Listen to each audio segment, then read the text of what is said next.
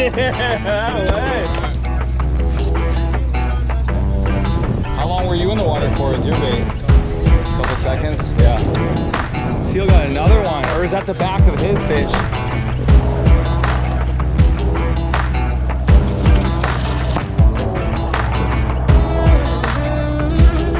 Yeah, nice fish.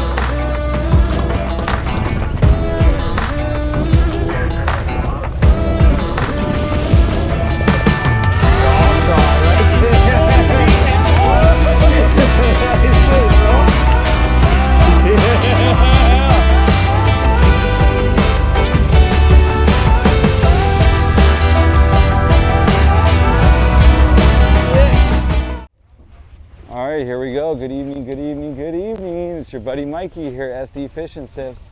And I'm rolling down to the docks, down to the Mustang. Saturday, August 28th, 2021. And the Yellowfin Tuna have showed up. Got the report on Friday from Malahini and producer. They got on some of the yellowfin that arrived. Stoked on that. Talked to Captain Steve. Gonna get on with the Mustang. Let's check it out.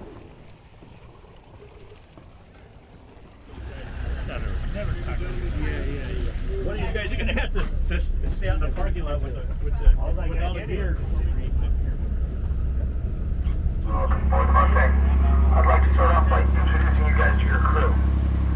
On deck, we have Hayden, Fernando, Officer Cheyenne. Inside the galley is Curtis, crew skippers are Mark and myself. My name's Steve. Coast Guard requires us to go over some of the life-saving gear on board. I believe everybody signed in with Fernando at the top of the dock. The number he signed in next to on our manifest is the only number you need to remember, not your bunk number. I believe everybody stepped downstairs, located their bunk. The one inside on the galley sheet is going to be the same for the galley as well as out on deck if and when you catch a fish. If you don't remember that number, feel free to step inside the galley at any time, locate your name, and that's your number. We do have hot breakfast and lunch available on this trip, as well as water, soda, candy, chips, and beer available 24/7. We do work on the honor system. It has not been an issue thus far, and we will continue to do so for this trip. If you need anything, feel free to grab it, put a mark next to your name in the corresponding box, and we will collect for all this at the end of the trip. Once we get done with the bait dock, I will have a rundown seminar for you guys on what we've been seeing, what we hope to be seeing tomorrow. A little bit of the game plan, tips, tactics, strategy. If you're looking to get rigged up now, fly line and a small hook with fluorocarbon is the ticket. Yellowfin in big numbers, relatively close to home, but they have been very, very picky. We'll go over all the exact information once we get done baiting up. We do have quite a bit of good bait already on the boat, but we're going to top off our top tanks to make sure we have all the ammo we need. If you guys need help at all at any time, please talk to the crew. We would love to get you that information early on so you have it throughout the trip. If you have any questions, find one of the crew members. They will have the answer. If they do not, I will.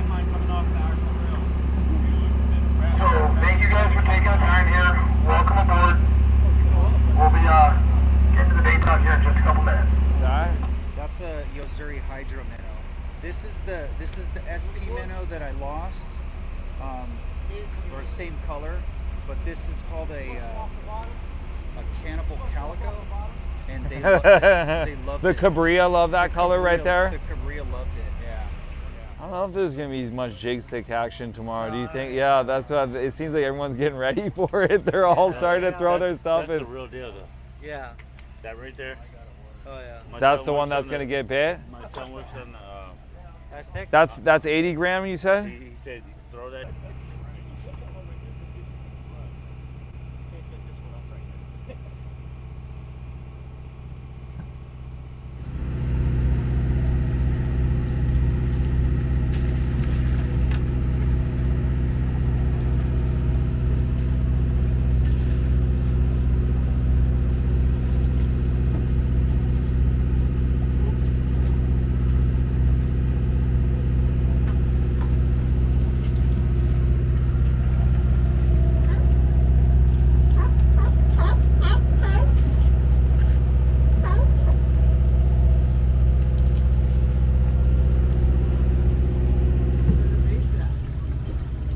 baits should be sprinting down and away from the boat.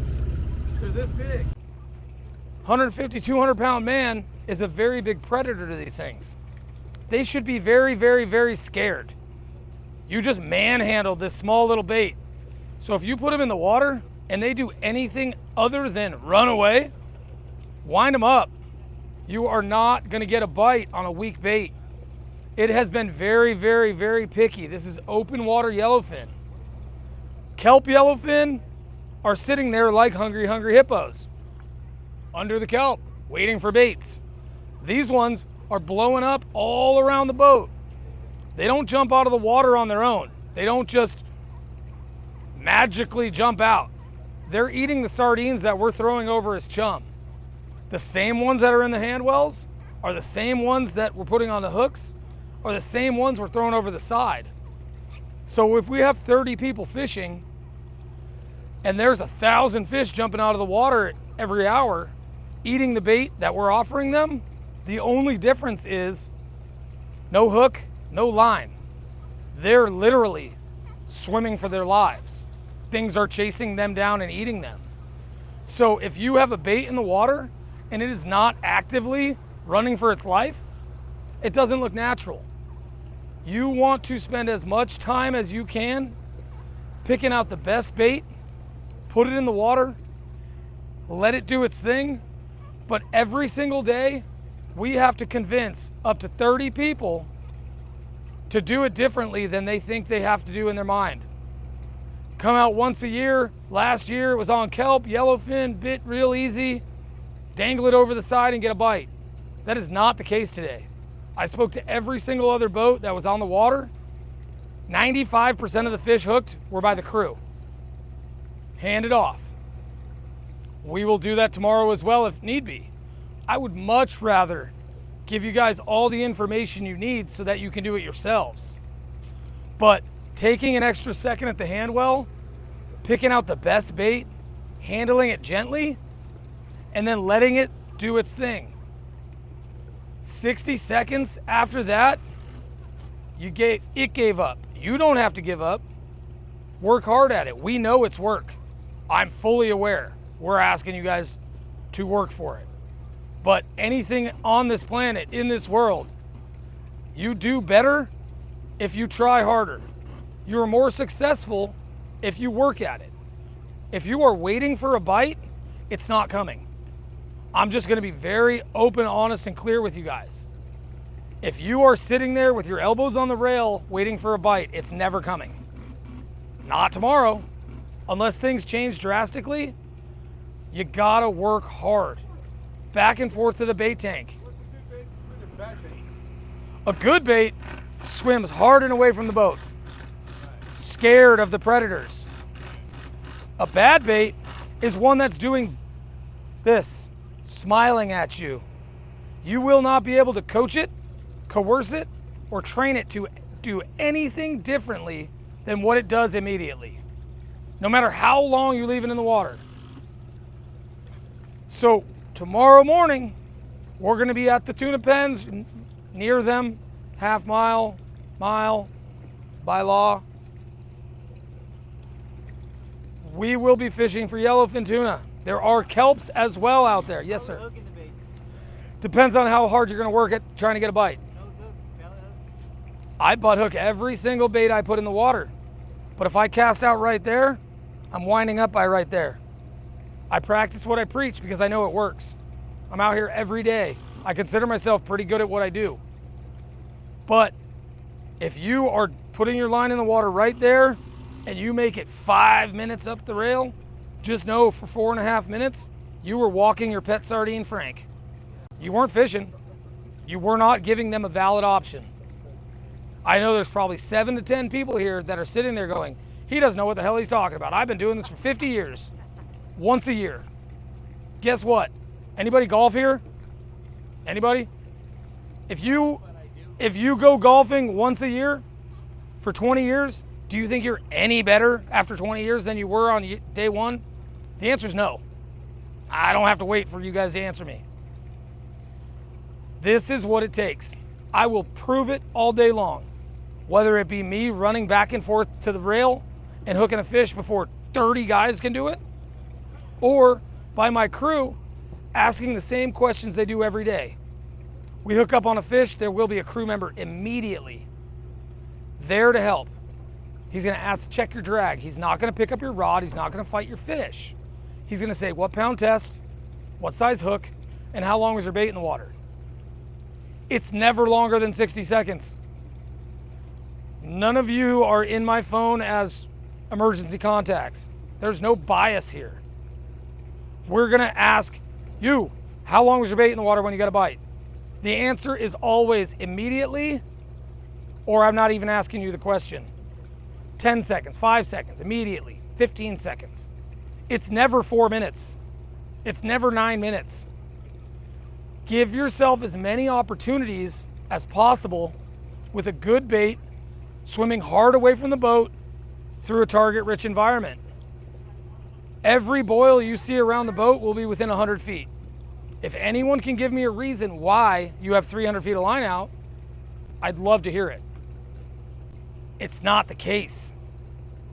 If you are on this boat thinking that these fish jump over the rail on their own, you are sadly mistaken. We want you to catch fish more than you want to catch fish. My business relies on your ability to catch fish. I spend a lot of time every night trying to explain all the reasons why you should change your bait, why you should fish the proper side of the boat. 5 years ago, I bought this boat and I came up with an awesome answer. That's the left-hand side of the boat. That will always be the upwind side. I will spin this boat 360 degrees to make sure that that is the upwind side, so there's no doubt on what side you should be on. Go to that side every time. You will never be told you're wrong. I will jockey in reverse, forward, pivot, do whatever I have to do. That is the side of the boat. If you find yourself on this side of the boat, just know that every single bait of yours is going under the boat, because the boat drifts down swell, stern first, at a 45-degree angle. You ever wonder why guys on the bait tank always throw it off the corner? Because 30 seconds from now, the boat is going to be there, because it goes down swell, stern first. We keep the school with us. That's why the fish are within 100, 150 feet, because we're keeping the school actively eating our bait. We can make it blow up all over there anytime we want, but they're going to put their heads down, chase on every single bait we throw, and when they look up, we're going to be 100 yards down swell. They're not going to see us. So even though there's fish jumping out of the water there, just know you're not going to catch those ones. You're going to catch the thousands doing figure eights around the boat, all within 100 feet, 150 feet, 200 feet. No benefit to fishing the downwind side, because the second you drop it in the water, the boat is overtaking your bait and the bait is swimming up swell with the current. The boat drifts with the swell and the wind. So if you find yourself over here going, man, I just found 70 feet of real estate nobody knows about. This is awesome. It's crowded over there. It's not a coincidence that your bait goes under the boat. It's science. This is just how things work. But there's fish boiling. I'm going to cast at them. Best cast ever. 30 yards, 3 or 4 seconds in the air. By the time that bait hits the water, the boat has already drifted 5 to 10 feet towards it. The second it hits the water, the bait is swimming this way. This is how it works every day on every boat. It's the ocean. I didn't create it. I just work on it. So work hard at picking the best bait you can. The ones that are really hard to catch in the hand wells are probably going to be the best ones that perform for you in the water. But if you drop the best bait on the boat that looks the best in the water on the proper side of the boat, and he turns around and goes and doesn't swim away, don't waste your time. That bait will not do anything differently than what he does initially. Change your bait over and over and over again. Your hands should be wet from going to the hand well. If they are dry or you have bruises on your elbows from doing this, We're not at a pier. We're not at Trout Cove. We don't have a bobber. We're not waiting for that bite. Because if you're waiting for it, you're going to wait all day and it ain't coming. This is work, and we know it's work. You will hear nothing more than change your bait, step to the right. Because guess what? That's always the upwind side. The boat drifts that way and that way, pretty much 45 degrees, which means if you drop your line in on the upwind side, it's gonna angle to the bow. We need everybody to move forward. If one guy stands right there and does not move, 29 people cannot move behind him. If you are the guy, part of the 7 to 10 that are thinking I'm crazy, I'm telling you right now, please just fish the bow. We're not putting you in the corner. Trust me, I'm gonna grab a bait right here. I'm gonna run up the downwind side with no traffic and cast off the bow. Not because I wanna get away from people, but if every piece of bait we throw off the corner and the boat drifts that way, all the bait that we just threw 10 seconds later is under the boat, and 10 seconds after that, it's off the port bow. Run up to the bow, cast it straight out, give yourself some separation from the other guys. Lots of bites. You're gonna see boils there, there, and there. The best thing you can do is give yourself the best chance every bait.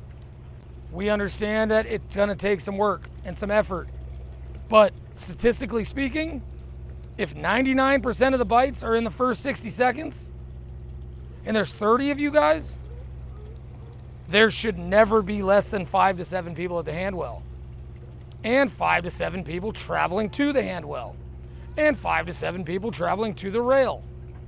So if we have 30 people on the boat and no one at the handwell, that is a direct correlation of why we're not getting bites.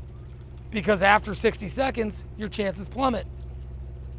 In reality, 30 seconds. But there's no way that I'm gonna be able to get 30 guys to sprint back and forth. But the ones that are working at it, the ones that are trying for that bite, are gonna be more successful than the guys waiting for it. So if you don't believe me now, it's fine. I deal with this every single day. Every day. And it's my job to try to convince you through this seminar and hands-on tomorrow, whether it be me hooking the fish or one of you guys hooking the fish and asking that question. And I'm gonna promote the heck out of it. I'm gonna let you guys know that bait just got bit in 15 seconds. All the bites happen in 60 seconds. You've been fishing 5 to 7 minute baits all day long. Tell me how that is a good thing. The ones that work for it will be successful. So tomorrow morning, hopefully we get on one early. We can drift all day long and catch fish.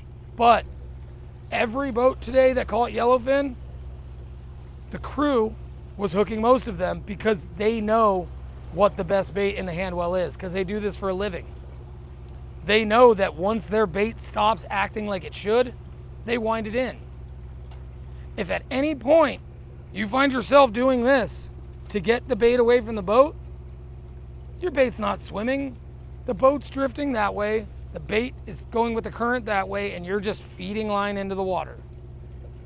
You should feel the tail kick of every single bait you put in the water. When you can't feel it, wind it in. It is a lot of work. Change them out, change them out, change them out. If that is not what you're looking to do, let's put on a small weight. 1/2 ounce split shot, rubber cores, anything to get your bait to look like it's swimming at least. Same thing when we fish bluefin. We put a 2, 3, 4 ounce weight on it. You drop for 30 seconds, you pause for 30 seconds. It keeps the bait angling down. Pause, he sits like this, the boat keeps drifting, it looks like he's swimming up. Back down, you're working the water column. The best thing you can do for this stuff is butt hook your bait, fluorocarbon, small hook, racing back and forth to the bait tank. But if at any point that is not what you want to do, let us adjust your setup. Or put on a Colt Sniper. They were deadly today. 5 of our 7 fish were on the Colt Sniper. But yesterday and today, we had 25 guys that looked just like you with rods in your hands, and the hand well looked the exact same. Nobody changed their bait. Nobody moved. That's a problem. Trust in the fact we want you to catch fish. Everything we're going to say and do is for the benefit of you guys catching fish. If you've been practicing tying your knots all week long, great. Let us tie them, go home, practice some more, come back next week. There's no reason for knot failure or too tight a drag or all this stuff we can control. We can't make the fish bite. We can't make them show up. But what we can do is prepare for when we do get an opportunity. Work hard at getting a bite. And when we do, make sure that our drag's set good. Our knots are proper. Our line is not 5 years old. If you need new monofilament, take it. I'm not charging you. I want you to catch fish. I invest in you guys catching. If you have straight braid to fluorocarbon, please put on a top shot. The guys at the tackle shop are literally just that, salesmen. They sold you a brand new reel and loaded it with braid so they could charge you. There's only a good benefit if you guys are fishing rockfish, bass, or cows on a 130-pound line. 5:45-ish, sun comes up. We will be looking tonight. If you have heavier gear, glow-in-the-dark flat falls, snipers, a sinker rig, maybe 2, 3, 4 ounce weight, J-hook, nose hook bait. If you have any weight ever on your line, you want to nose hook it, that way the weight walks him down this way.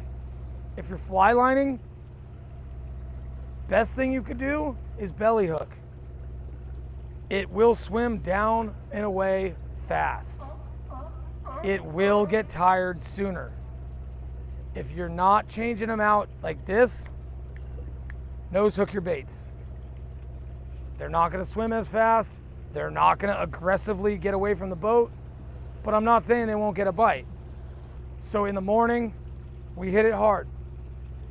Everything I say through that PA is for your benefit. You're going to hear nothing more than change your bait, because that is everything. Everything. 20-pound fluoro, 25 max. Even though this fish is 20 to 40-pound fish, that doesn't mean get your bass rod or your trout rod. The same thing you fish calico bass with is not what you should fish for 40-pound yellowfin or bluefin. The rod rating is designed for the fish you're targeting. The line size is what you can get away with to get a bite. So grab your best 2-speed, 20 to 50, 30 to 80-pound rod and taper it down to 20 or 25. Don't go get your lighter setup because it has 25 line on it. That is not what you want. You want the rod designed for the fish you're targeting. You have a stout rod, you put it on the rail, the rod doubles over, you do nothing. The rod is beating that fish up the whole time. It starts flattening out, you wind until the rod doubles over again. It's the same thing as doing this, but you're gaining every single inch that rod just gained. Your reel is just collecting the line that your rod allowed. The line is just what we have to get away with. I would much rather fish 50 and 60-pound test. Not the case. Picky fish. So tomorrow, if you don't believe me tonight, pay attention to all the other guys and the questions we ask them. We are gonna sound off, and I'm not gonna make up the number. We're gonna say, how long was your bait in the water? Every time, it's immediately. So the sooner you get on board with the fact that either your bait's gonna get a bite or it's not, change it. It's that fast.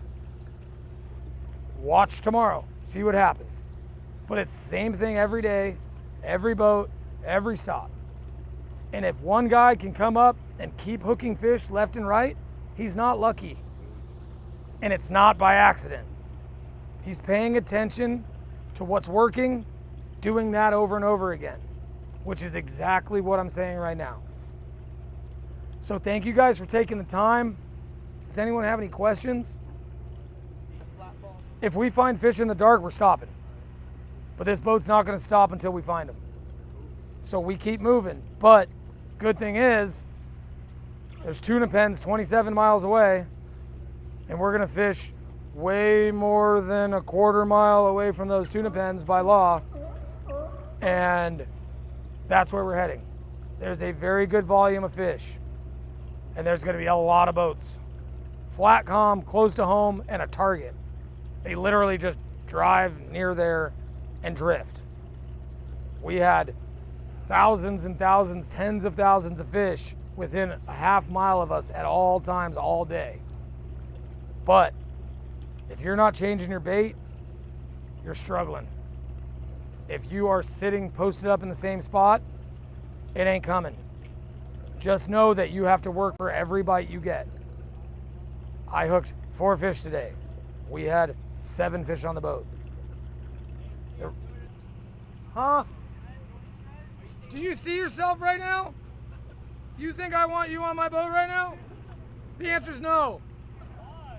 Look at yourself. Exactly. You're welcome. So, thanks for taking the time here, guys. We're gonna help these guys out. If you guys could keep stern clear, we'd appreciate it. We'll have the lights off in the bunk room here in about 10 minutes. All right, here we go. We're a little before 8 a.m. Tuna pens in the distance down there. Soaking live baits, live sardines, trying to get a hookup. No hookups yet. See what happens. A little bit bumpy conditions, but not bad. Alright, Bob, one last short one right up the top. Left hand side, guys. Left hand side.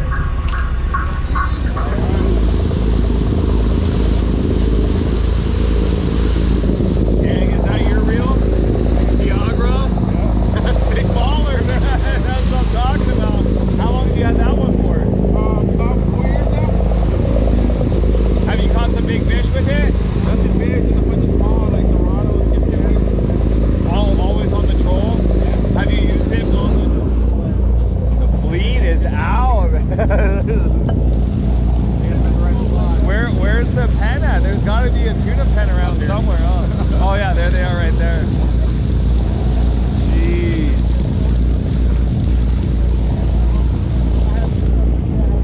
That's the fishing, right? That's how it goes. Whatever is working. Yep.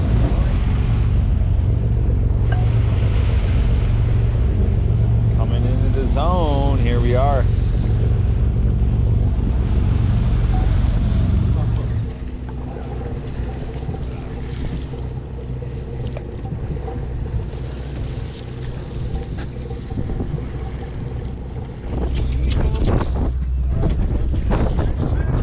First hookup of the day. Alright, I need somebody else up here. I got you. How long did you have the bait in the water? A minute. Yeah. Butt hook? Yeah, hit it. Good job.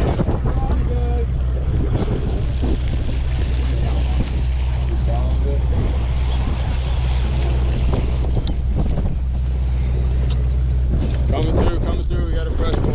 Hey! Fighter! Yeah! Nice one. They're out here. Keep changing your bait. Bring your bait, you guys.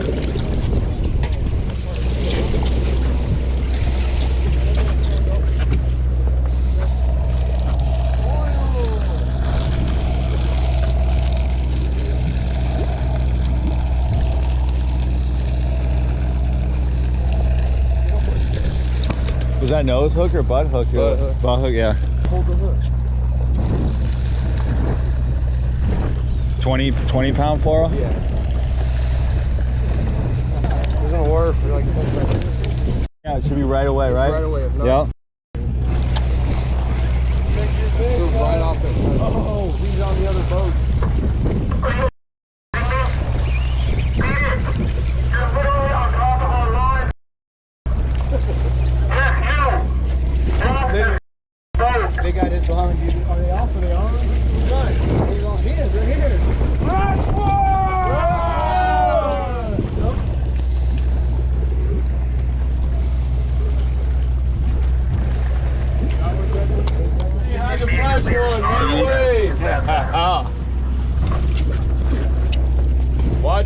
line.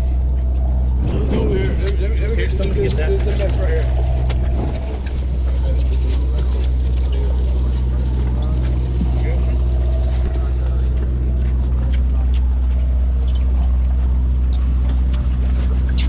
Is that the gas shot to the eyeball? Yeah. What's your number? 28. Danger bait. Should never have more than 15 or 16 people at the rail. People should be winding up, walking to the tank, happy tank, walking back to the rail. We have 48 people at the rail. Statistically speaking, 20 of you are not fishing. It's just they're mostly on the surface. I'm like, Work for it. Everything in this world. 60 feet. So The harder you work, the better you do. down to. Bring that fish hanging, please. Bring that in, bring that I need you all the way around the corner. What are we doing here? All the way around the corner now. Go freeze pool. Here. Back up, no, watch it straight out. Watch it straight out.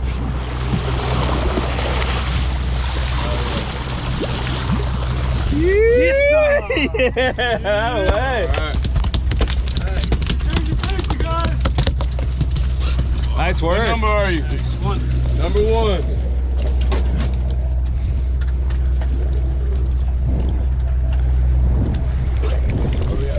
He's on again. Keep it moving to the right if y'all have one. Get You this have a one. fish, follow it. Same thing that hit immediately. Yep. Straight up drop.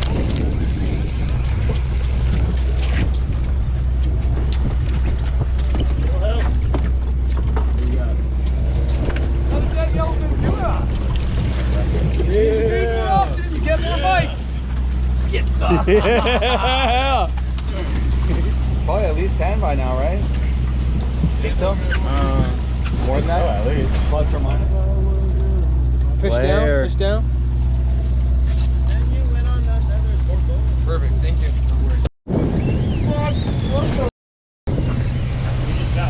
Gotten taken by the sea lion. How long were you in the water for with your bait? Couple seconds? Yeah.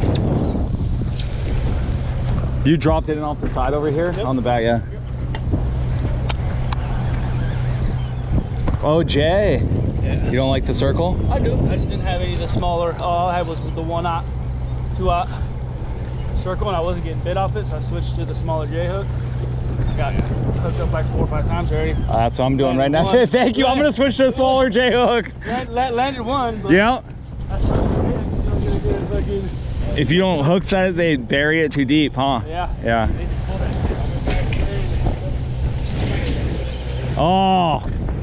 Seal got another one. Or is that the back of his fish? That wasn't yours. Somebody else just got taken out by the seal. I need you. Hand line all the way in. Excuse me, guys.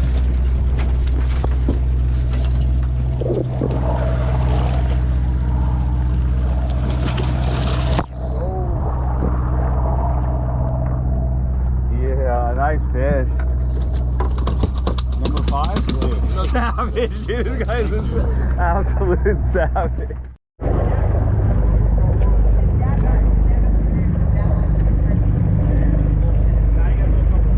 Alright, mixing it up.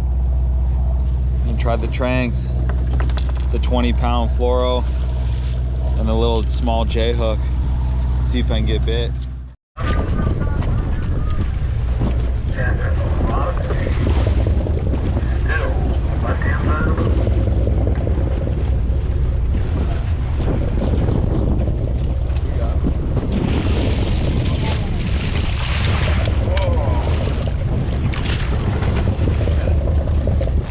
Jaw shot right there.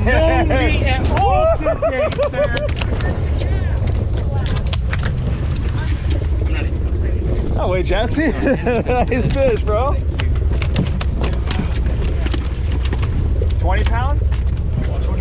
25 pound. There it is. You have a line that's dead in the water. Come over the top. Bring it up.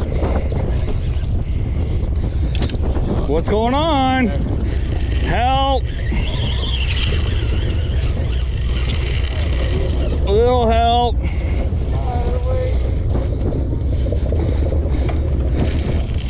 Wow, come on.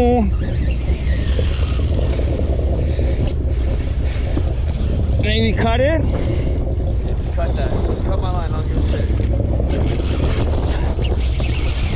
Maybe. Come on.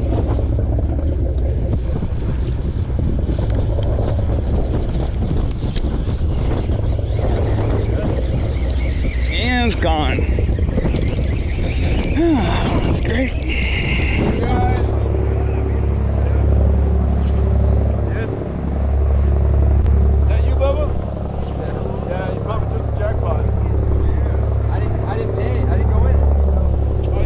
That's why he did so good, because he didn't do it. That's usually what happens. When you do the bad jackpot, you don't do good. You don't do it, you do good.